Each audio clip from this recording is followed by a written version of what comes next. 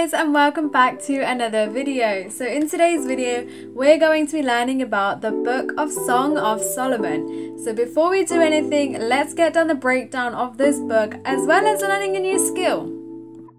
So make sure to follow along with the tutorial and always pause the video if you need some time. So the Song of Solomon, believe it or not, was actually written by Solomon. Now he was a very wise person. Now if you don't know the definition of wise, pause the video and try and find out. Ask one of your parents or someone that's close to you and figure out what that word means. Now this book doesn't actually have a set story, unlike the rest. This is actually a collection of poems. In particularly, they're known as love poems.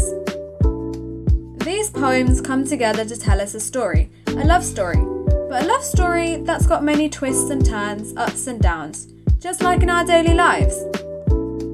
From the start of the book, we meet a man and a woman. Now these two are actually looking for each other, almost as if they're playing a game of hide and seek. Sometimes they find each other, and just when you think it's going to be a happy ending, they lose each other. And again, we start playing this game of hide and seek. Now in between these poems, sometimes they tend to stop and admire each other. They're two lovers who give these big, elegant descriptions about each other, just to show their admiration.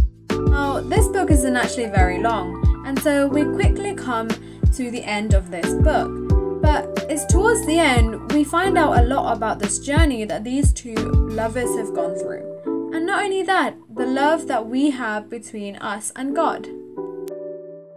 Now at the start of this video, we met Solomon, the guy who wrote the book.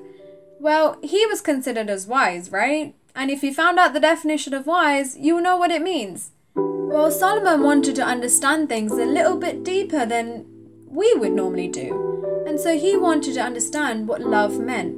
And this is what he came up with.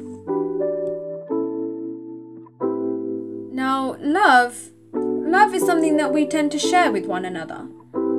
But it's also something that can give someone life and happiness and peace. But sometimes, if love isn't used in the right way, it might do the opposite. In fact, it could bring sadness to someone, or it could hurt someone. And that's one thing that Solomon came to the conclusion of. Now, where does this ability to love one another come from?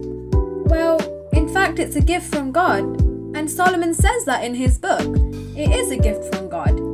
The gift to be able to love one another, the gift to be able to love your friends, your family, your other relatives, even your teachers. Towards the end, in the last poem, we see Solomon trying to buy love. Yeah, you heard me right, buy love. As in, buy love using money. But that wasn't possible.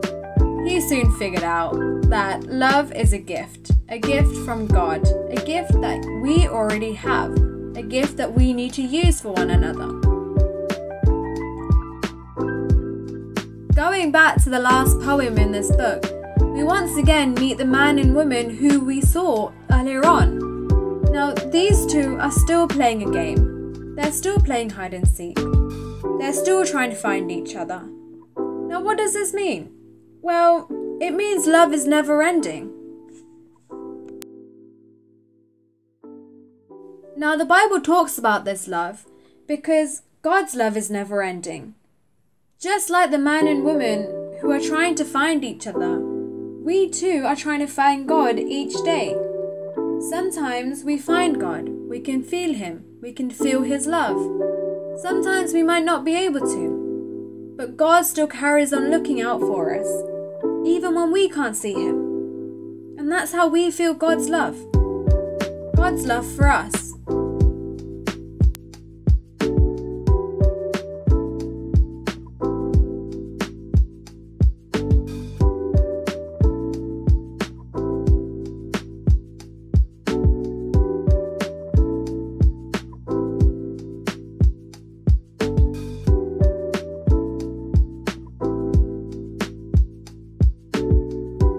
The strings that we're attaching to this harp reminds us of how God's love is always with us. No matter which way we go, no matter which turn and twist we might take, we're always connected to God's love.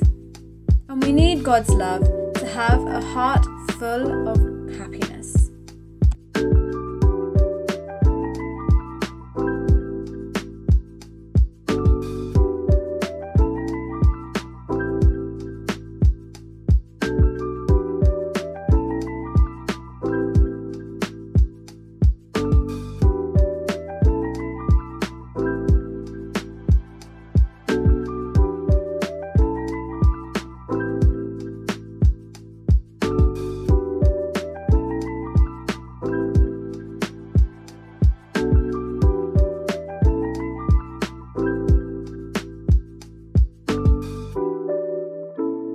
And that, my friends, is the story of Song of Solomon. I hope you guys enjoyed making this heart with me and also learning about this chapter. So until then, I'll see you guys in the next video.